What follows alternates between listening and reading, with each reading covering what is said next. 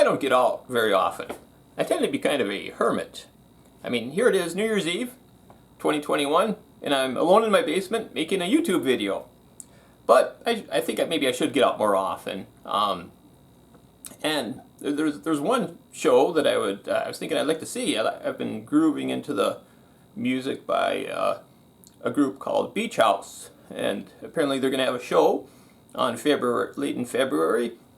But when I looked it up, I noticed that there's the production company putting on the show.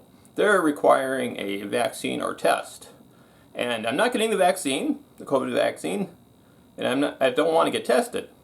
And so, since I'm a hermit, what I do is I tend to think about ideas and concepts. And one of the things I think about is possible potential legal strategies to fight the COVID tyranny.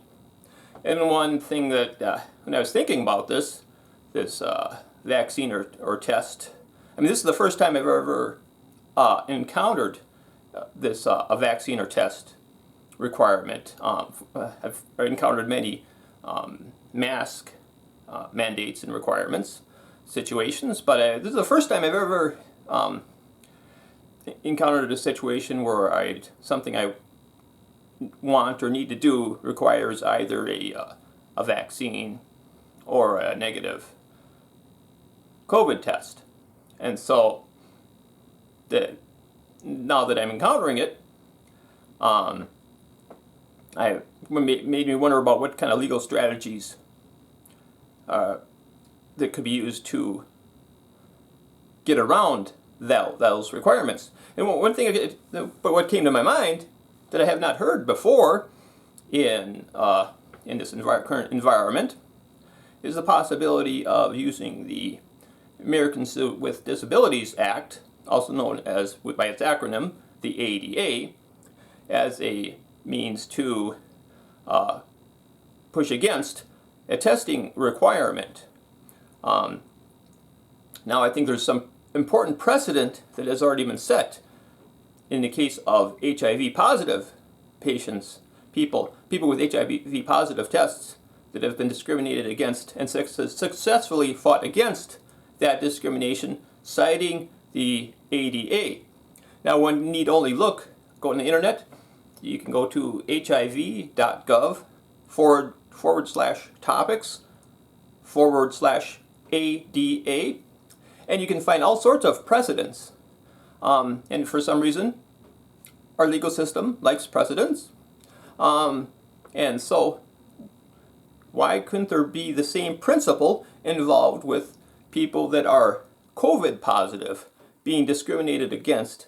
So I think as soon as there is a policy that requires someone be negative for COVID, that sounds like that would be discrimination.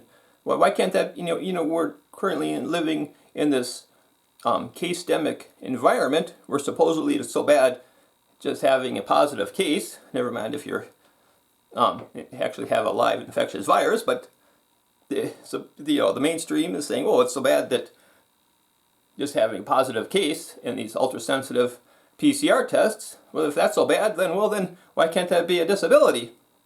Having a positive test, being a positive case. And so all these places and organizations that are discriminating against people just because they're positive for COVID. So maybe that's grounds for discrimination, of a violation of the Americans with Disabilities Act. You might wonder why don't I want to get tested? Well, I'm afraid of all the discrimination that I might face.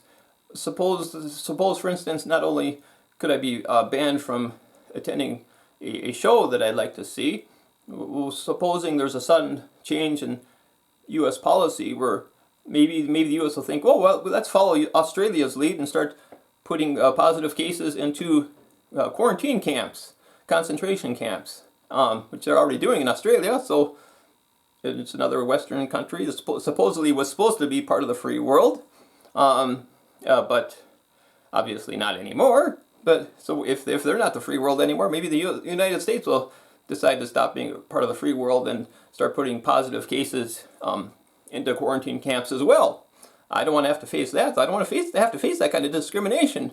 So that's one reason among many, that I do not want to get tested. So that maybe we can use the same kind of tool, same kind of legal strategy to that people with HIV positive that fought against discrimination.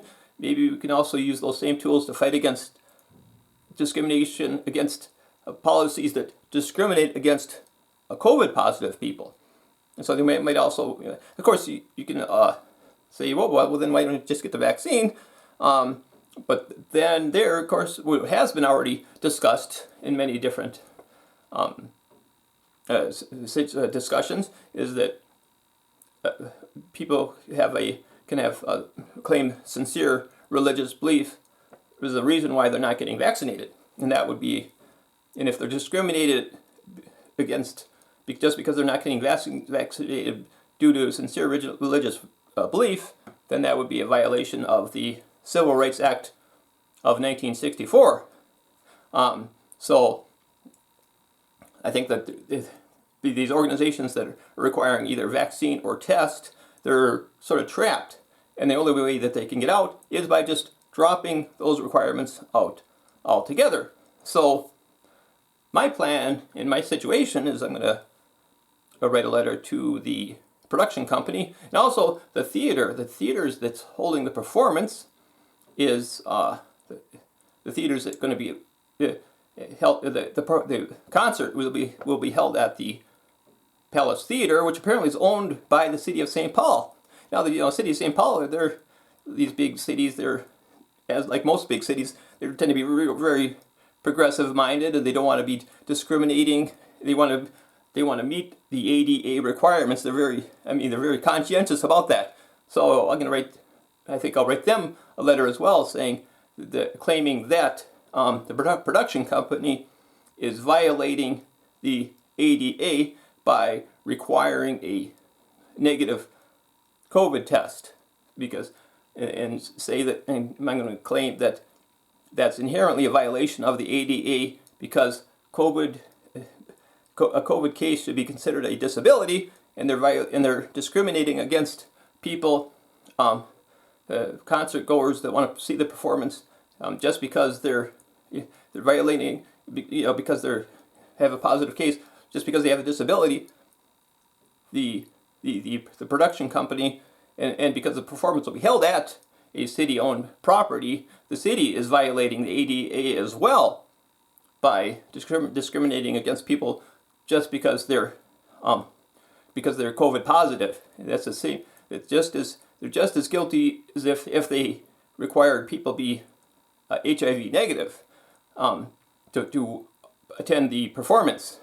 And so that's my plan. I'm going to write some letters, and we'll see what happens. So I don't know if it's going to work, but I think it's good to at least try, and try some different strategies to fight against this tyranny and fight for our freedoms.